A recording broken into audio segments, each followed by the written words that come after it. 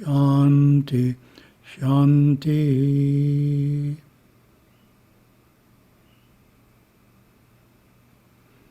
Welcome everyone. Share the screen here.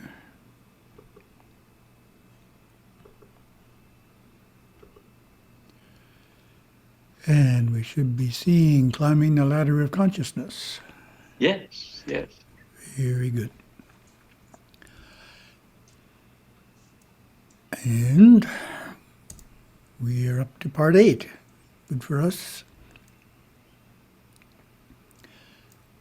As I mentioned last time, we would expand on one of the remedies that we talked about for overcoming anger, which was flooding the aura with colors. This first part of the presentation is different emotions and advice from Gurudeva on how to remove them by flooding colors.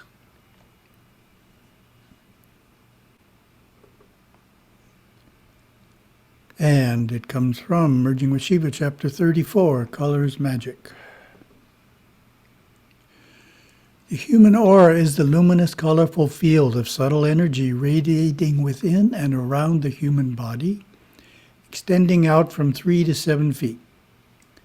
The colors of the aura change constantly according to the ebb and flow of one's state of consciousness, thoughts, moods, and emotions. Higher benevolent feelings create bright pastels. Base negative feelings are darker in color. Thus, auras can be seen and read by clairvoyance. The general nature of auras varies according to individual unfoldment. Great mystics have very bright auras, while instinctive persons are shrouded in dull shades. The aura consists of 2 aspects, the outer aura and the inner aura. And this question is for those who studied this a bit. What's the difference between the outer aura and the inner aura?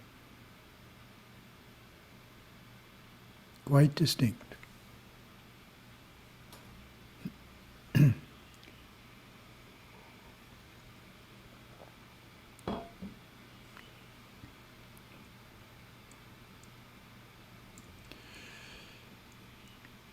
The outer aura extends beyond the physical body and changes continuously, reflecting the individual's moment-to-moment panorama of thought and emotion.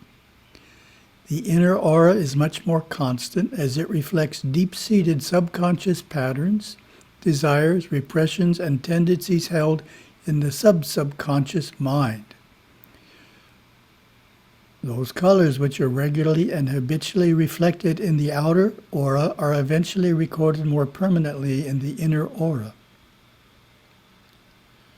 The colors of the inner aura permeate out through the outer aura and either shade with sadness or brighten with happiness the normal experiences of daily life. The inner aura hovers deep within the astral body and the chest and torso, and looks much like certain modern art paintings, with heavy strokes of solid colors here and there. So you can see our graphic here. The yellow is symbolizing the outer aura, and the modern art piece is the inner aura. And the basic difference is the outer aura is reflecting our current state of mind. As our current state of mind changes, we react to things, we become more studious, we become sleepy. The outer aura will change in color, where the inner aura is more constant day to day, because it's reflecting the subconscious and the sub of the subconscious, which change more slowly. So it does change, but in a different time frame. In Sanskrit, the aura is called Prabhamandala, luminous enclosure, or Deepta Chakra, circle of light. With the knowledge of the effect that we have on others through our mental and emotional astral atmosphere, we gain a wonderful siddhi, the ability to develop and improve our own aura and thus our daily mental and emotional state. And at the same time, the power to improve the aura and mood of those around us. Your sadhana now is to take pains to develop your aura in the direction of more desirable colors and to gradually eliminate undesirable ones. That's just another way of saying we close off the lower chakras, stay in the higher ones. When we do that, then the colors change automatically. Here's an interesting question. Does the state of mind create the aura's color?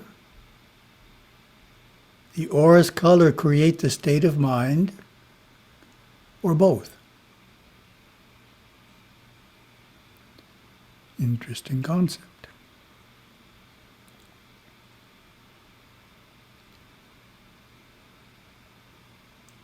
I don't have a slide with the answer, so I'll just give the answer. Answer is the third option, both, or both directions. Bidirectional, which is symbolized by the bidirectional arrow coming up.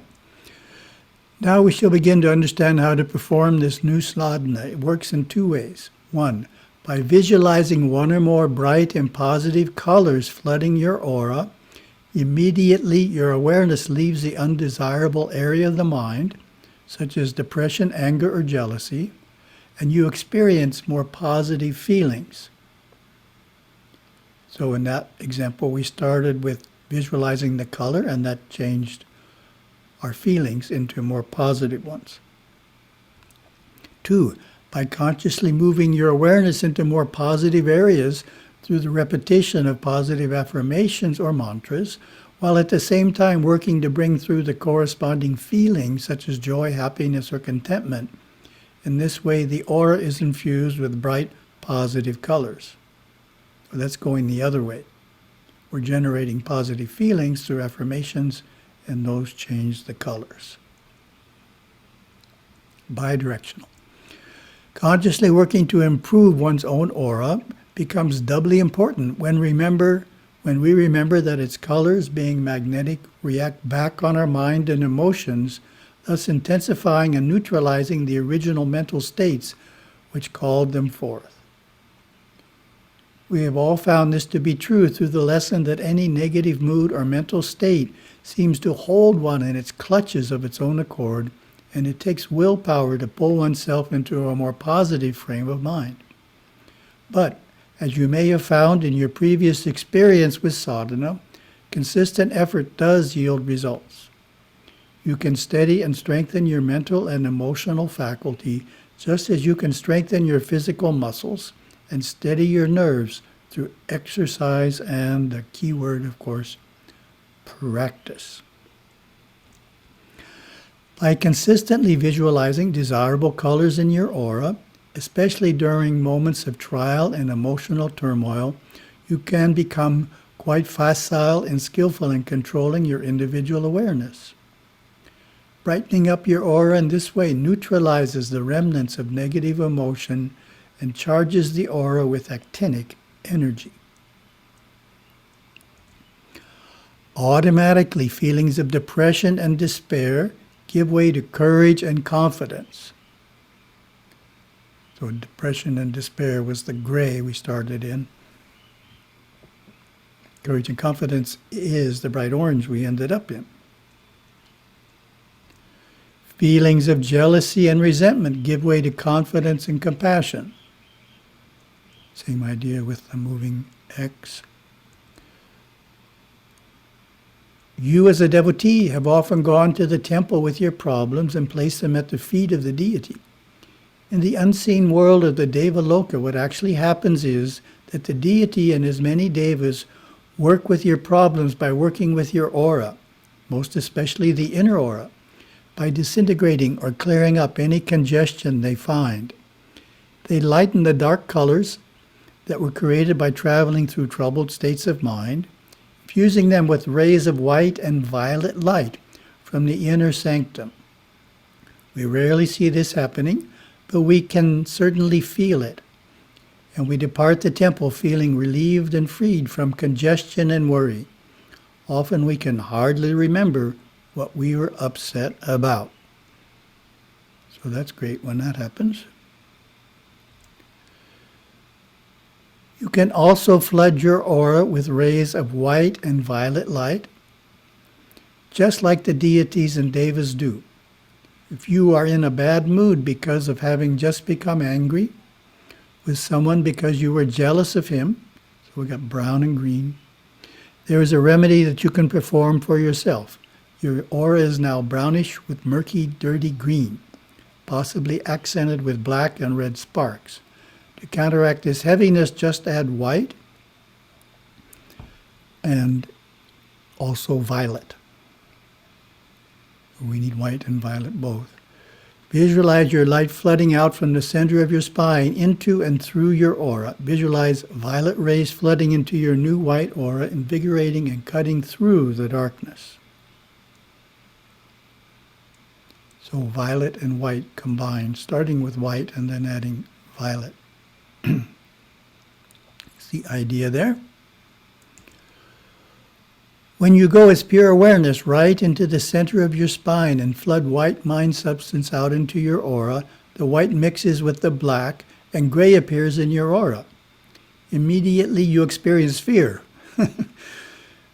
But this emotion soon passes as more white enters the aura. The gray soon disappears.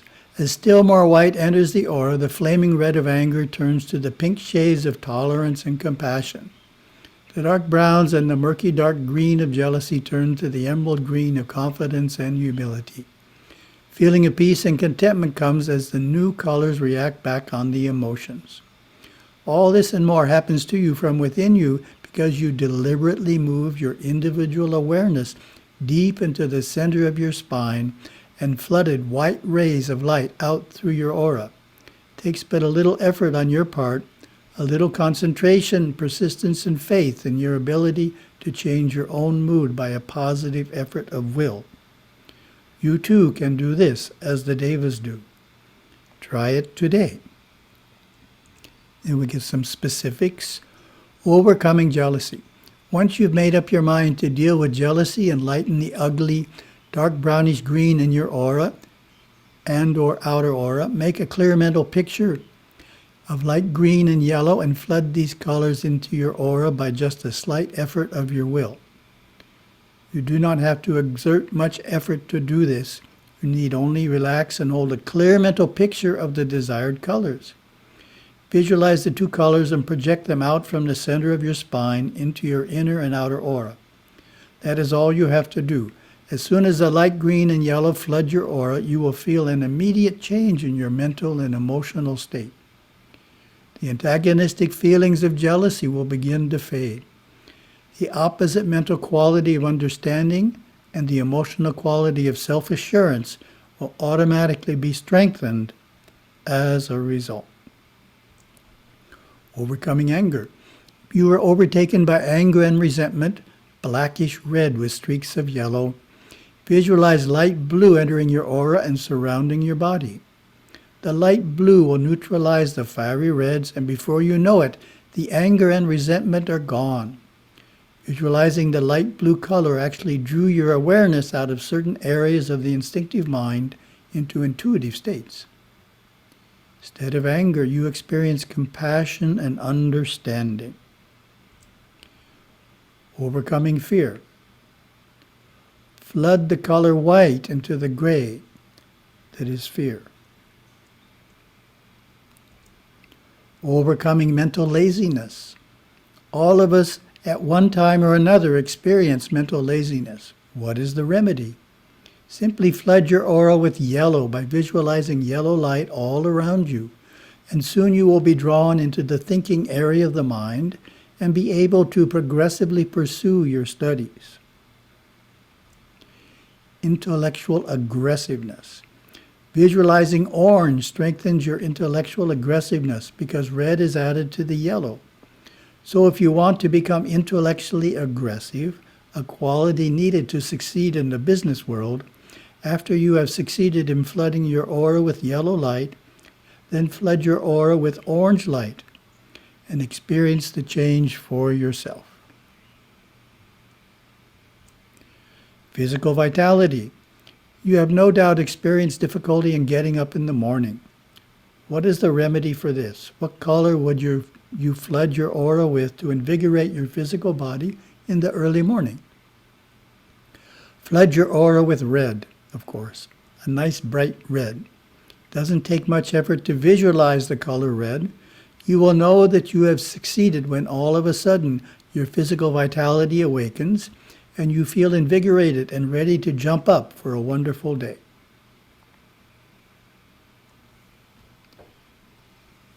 You can also drink a little coffee along with the red.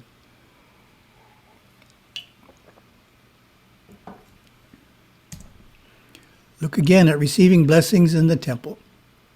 You as a devotee have gone to the temple with your problems and placed them at the feet of the deity. In the unseen world of the Devaloka, what actually happens is that the deity and his many devas work with your problems by working with your aura, most especially the inner aura, by disintegrating or clearing up any congestion they find. So that's the idea. They're sending blessings. Often we can hardly remember what we were upset about.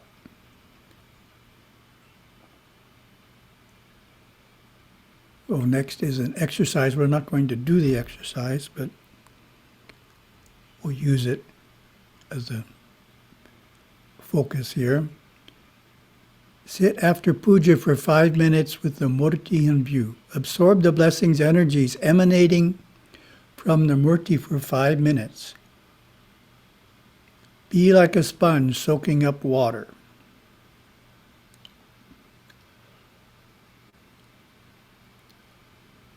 We want to focus on the idea of being like a sponge soaking up water.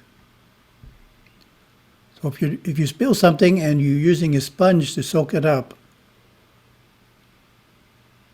of course, what's needed is the sponge needs to be empty, not have any liquid in it already. If the liquid is still already in the sponge and you try and sponge up something else, it won't absorb it, right?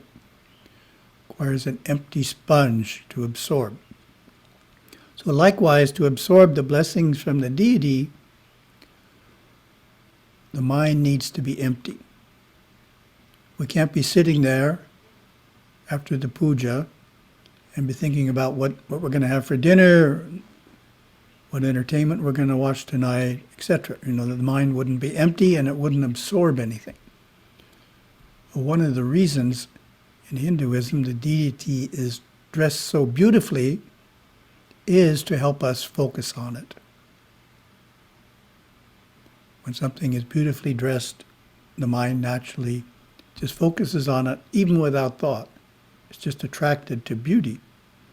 So we want to be attracted to the murti and try and feel the energies that are flooding out from it, and the easiest time to do that is after the puja, rather than before or during.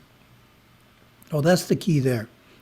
The mind needs to be empty of other topics and focused on the deity, such as by looking at the physical qualities of the murti and how it's dressed, and absorbing the energy for this idea to actually work.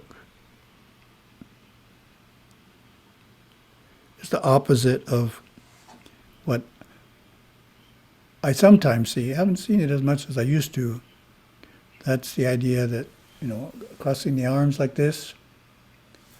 Sometimes you see some men in the back of the temple and they're with this mudra, this gesture.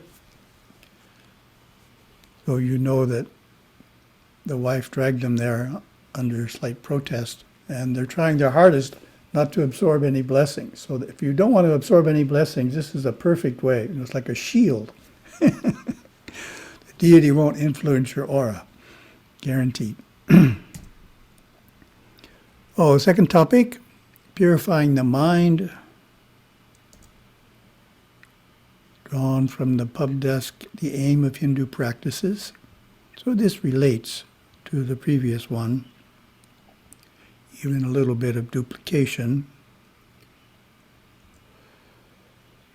This publisher's desk was written to provide a general answer to why do Hindus do specific practices such as perform or attend puja. Oh, we need good answers if younger Hindus are asking us, why do we do this? Why do we do that? It's one of the challenges that parents and teachers of Hinduism face, is to come up with answers for these very specific questions for which you don't find many answers in English. I mean, you don't find many answers that are written down, because previously these questions weren't asked. In other words, the previous generation, the protocol between parents and children, you didn't ask questions. Just did it. And if you did ask a question, they probably didn't know the answer. So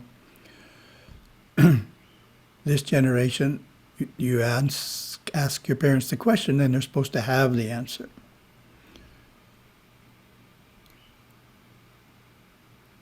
The answer to why do Hindus do specific practices such as perform or attend a puja, simple answer given here, is to purify the mind, thereby allowing us to eventually experience our divine essence.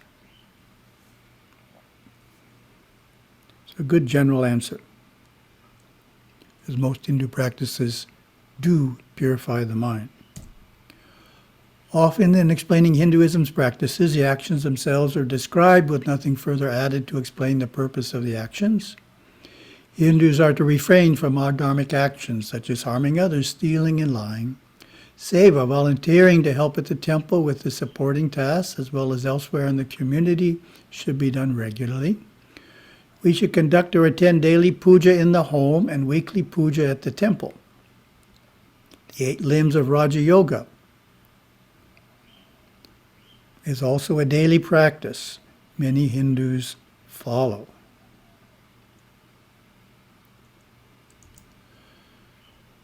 Why do we do these practices? The answer in Western religions would be to go to heaven. However, that is not why they are important in Eastern religions such as Hinduism. So Western religion is focused on what happens after you die. Hinduism is focused on what happens today. Simple contrast. Of course, it also cares what happens after you die, but it's trying to improve your state of consciousness today.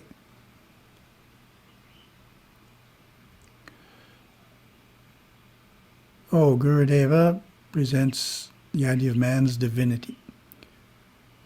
Deep inside, we are perfect this very moment, and we have only to discover and live up to this perfection to be whole. We have taken birth in a physical body to grow and evolve into our divine potential. We are inwardly already one with God. Our religion contains the knowledge of how to realize this oneness and not create unwanted experiences along the way. Nicely said. So here we have the pond of water. I won't read the text again. I'll just give a different commentary on it. So as you will remember, the gold's at the bottom, which symbolizes our soul nature, which we're trying to see. We're on top of the water looking down, and we can't see it because there's ripples on the surface, which is the thinking mind. There's mud in the water, which is the impurity in the subconscious. And the gold, of course, is the soul nature. So this is important in that many times in Hindu presentations, the impurity of the subconscious is skipped. It's not brought up. In other words, it's one of the biggest barriers to meditation. You're sitting there, you're meditating, you go within, you run into your subconscious mind, and you can't get through it, so to speak, like you can't get through the mud in the water. So clearly, eventually you'll give up on meditating because what's in the subconscious mind you don't want to remember. It's unresolved. Some unhappy events. So Gurudeva's teachings, we purify the subconscious mind early on, as well as in Patanjali's Yoga Sutras. He does that. So this is the summary. The idea is that to experience our soul nature and its oneness with God, we need to have a quiet intellect, a pure mind. We also need to be a sensitive and humble observer. In other words, if we have too much personal pride, the pride is also a barrier. This analogy gives us the key to answering our question, what is the reason these Hindu practices are important? And of course, it's because of their impact on the mind. Specifically, it is how they purify the mind, quiet the intellect, and spiritualize the ego, thereby allowing us to eventually experience our divine essence. The latter two ideas have been written about in other publishers' desks. Letting go of past and future addresses quieting the mind by dividing our thoughts into 5 categories, applying a different technique to each. Basis of worship, fear or love, addresses becoming a sensitive and humble observer through spiritualizing the ego and moving ever closer to God through the traditional practices of Bhakti Yoga. This publisher's desk focuses on the remaining practice of purifying the mind. An entry in the Encyclopedia of Hinduism states that Shuddhi means purification.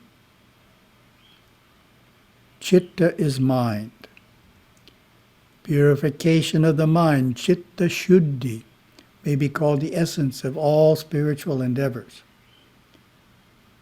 So they're highlighting it as really important. Question for everyone. Why does the mind need to be purified in the first place?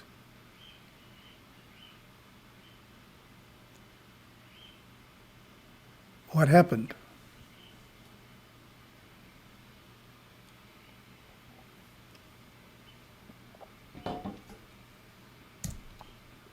It is because our adharmic thoughts, speech, and actions done in this and even past lives create impurities, samskaras, impressions of past deeds in the subconscious mind, some of which have yet to be removed. So adharmic, thoughts, speech, and actions. Encyclopedia of Hinduism develops this idea further in saying,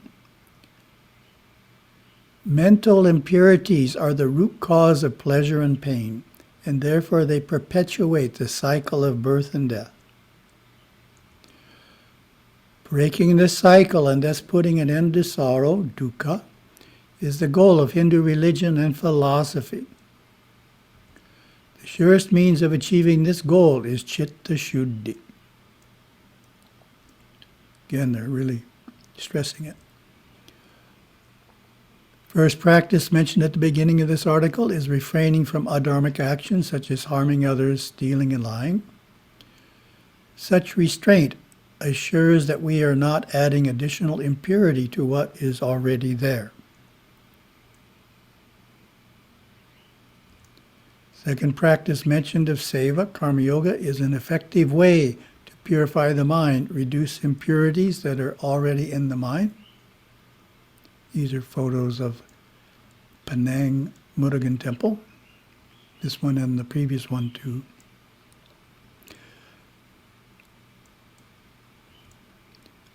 Adi Shankara has a verse on this in his Viveka Chudamani. Work is for the purification of the mind, not for the perception of reality. So he's not for the idea that karma yoga by itself leads to realization. He's saying karma yoga by itself simply purifies the mind. The realization of truth is brought about by discrimination, not in the least by 10 millions of acts. So discrimination means that the truth is in us. We need to give up all the parts of us that aren't that truth in order to find it. Give up our emotions, our thoughts, thinking about the past, the idea of who we are, and let all that go, and then what's left is the truth. Gurudev elaborates. Work is purifying, encourages his devotees to perform 4 hours of seva a week to help others. This is a really good quote. Lift their burdens just a little bit, and unknowingly perhaps you may lift something that is burdening your mind. You erase and wipe clean the mirror of your own mind through helping another. We call this karma yoga, the deep practice of unwinding through service the selfish, self-centered, egotistical vasanas of the lower nature that have been generated for many, many lives and which bind the soul in darkness. So he's being very specific on how it causes Chitta Shuddhi, mental purification, to take place.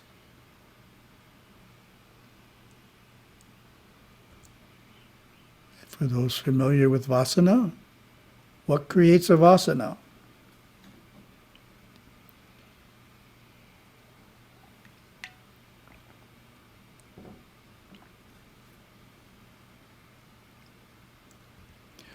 A vasana is created when two samskaras blend together. It is stronger than either of the two samskaras that blend it. So that means, in plain English, that means we have two emotionally charged, similar experiences that blend together in the subconscious to create a third, which is a vasana. And that vasana can either be positive or negative. So an example of a negative vasana is 2 times in speaking before groups, we don't do very well, and afterwards we're really self-conscious and ashamed. So if that happens 2 times, that's enough to create a vasana. And in the future, every time we're supposed to speak, we get sick and somehow can't attend the event. Well, very powerful emotions are generated in this way, which is explained in the next quote. Swami Harshananda, in his A Concise Encyclopedia of Hinduism, gives this explanation of vasana. Vasana, a strong impression in the mind. It is so strong that when it arises in the mind, a person is forced to act without thinking of the consequences. So it's subconscious. We're reacting emotionally to a situation. It's not based upon thinking something through. Vasanas can be negative or positive. It is, of course, the negative ones we want to remove through seva. We're not trying to remove the positive ones.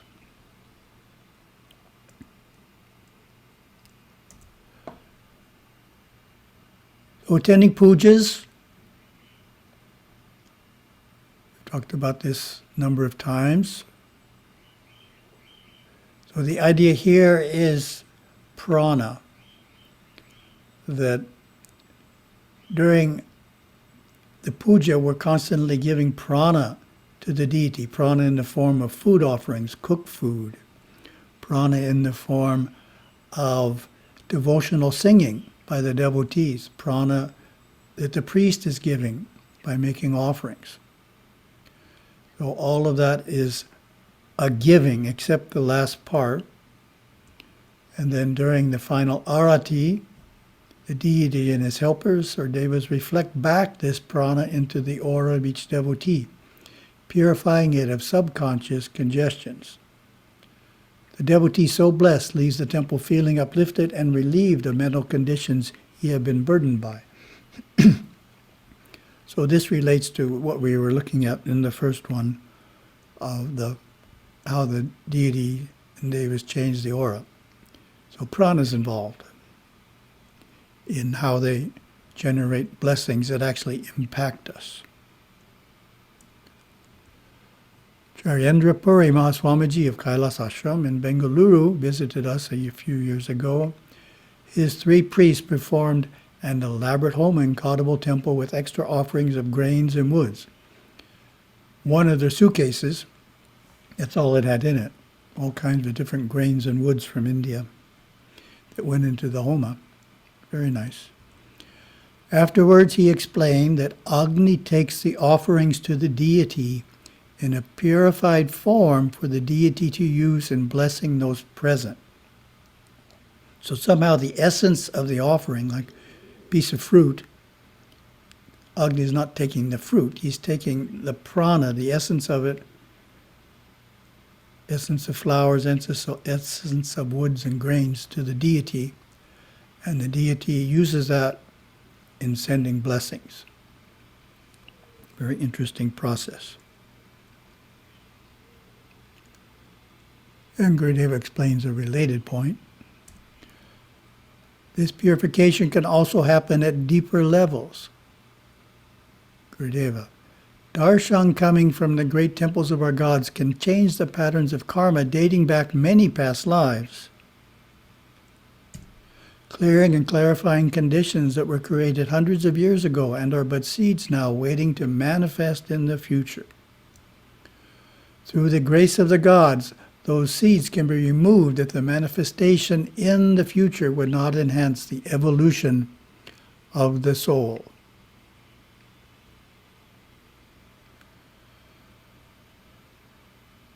Well, that's important, worth a comment. When asked about karma, one of the common questions is, can karma be totally eliminated? Actually, a common question. And the answer I give is, yes, it can be eliminated, but it's really hard to do so. It's easier to mitigate it or make it less negative. Something negative happens, but it's 20% as negative as the original action that was coming to us, so it doesn't disrupt our lives anywhere near as much as the original unmitigated karma. So all of the actions we've been talking about that purify the mind, at the same time, they mitigate karma.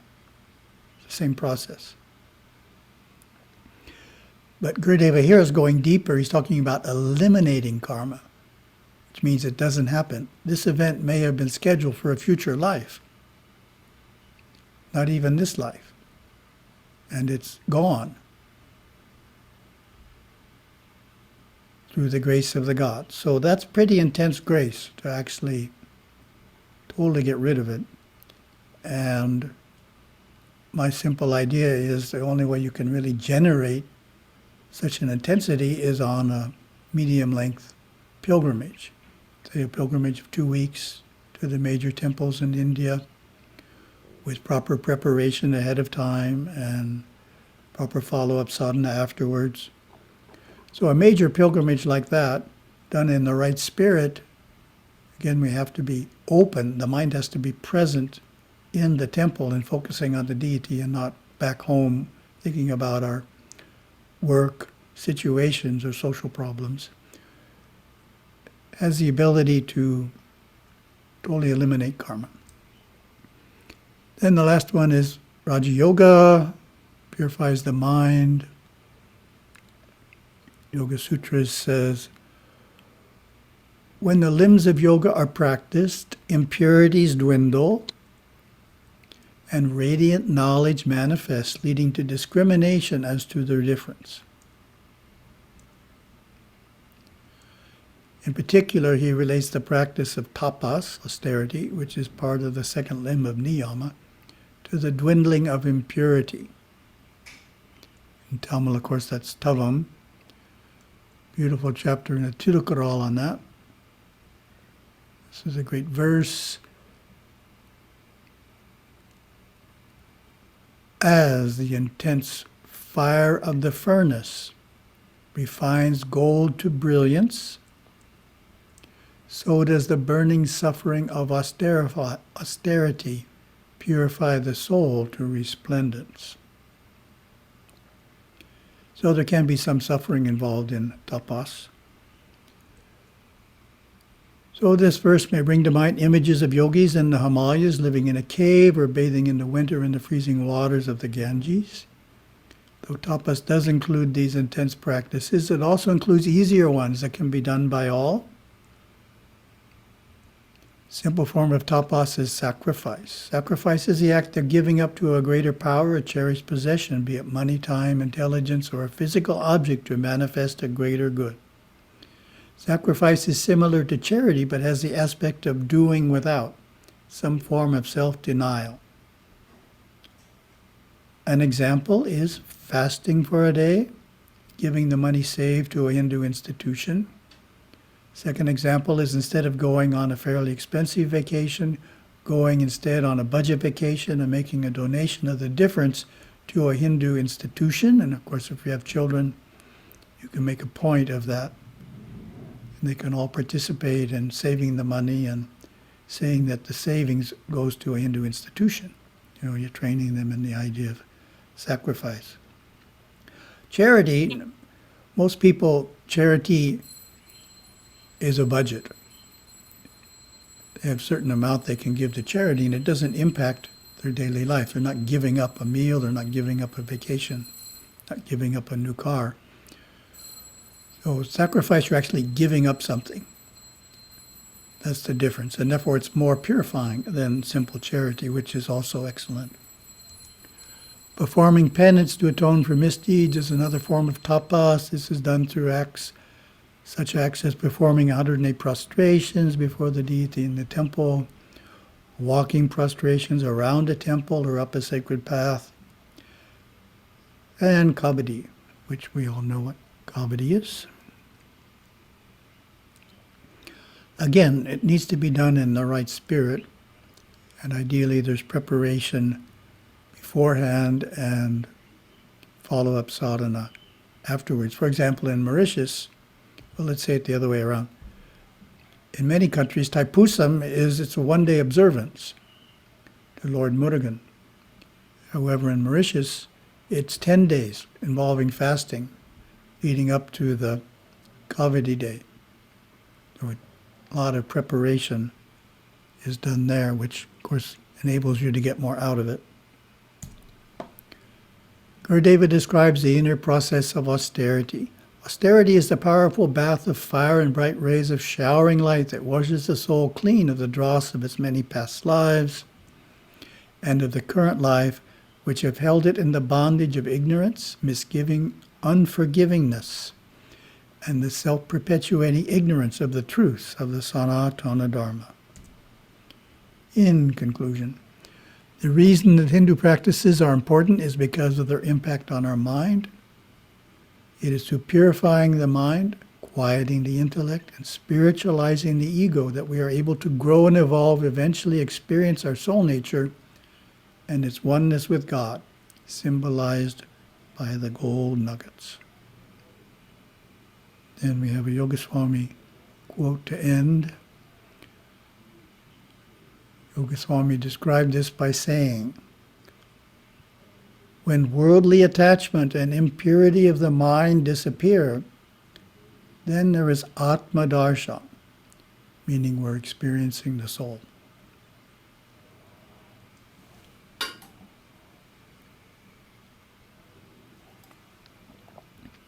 That's our climbing the ladder of consciousness topic. Then we have a real short one.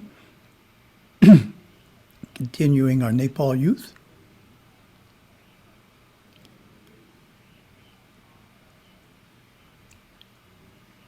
Excuse the mispronunciations of Nepalese words. Achyut Kiran Adhikari from Gorahidang is a medical student at Kathmandu University of Medical Science. He belongs to a fairly religious family and enjoys all the holidays, especially Holi, because he loves playing with the colored powders. Achyut claims that he learned moral values, religious principles, standing up for on rights, being truthful to oneself, kindness and forgiveness from the religious TV programs.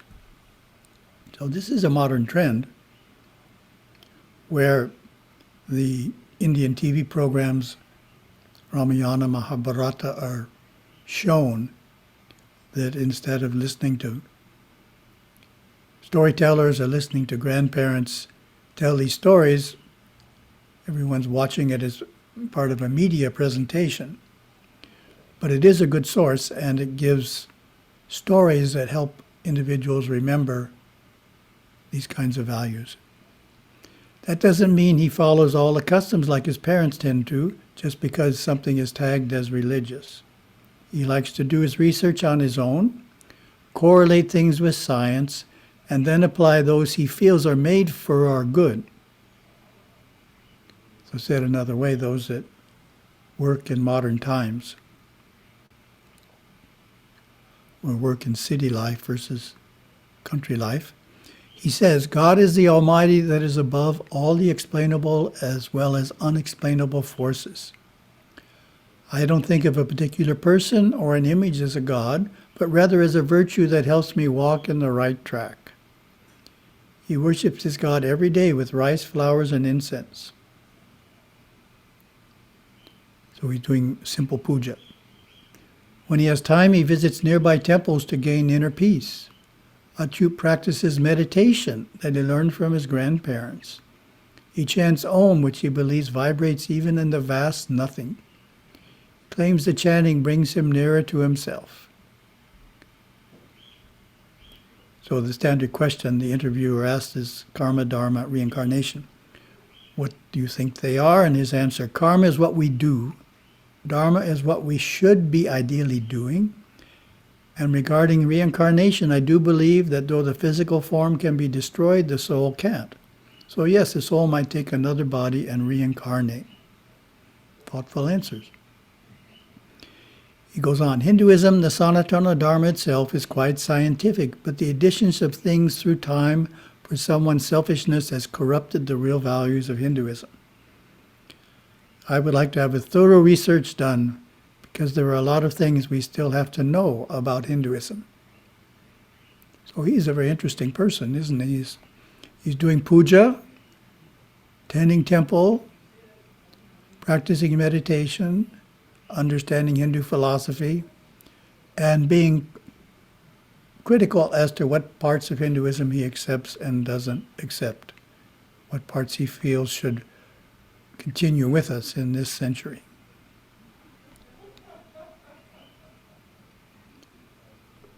Oh, that's it for today.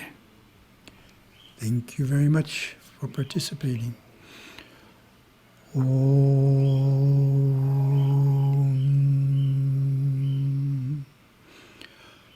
Om.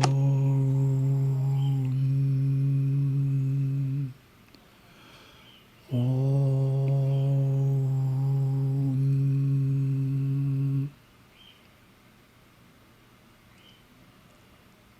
Thank you, Swami. Thank you, Sadhguru. Thank you, Satguru.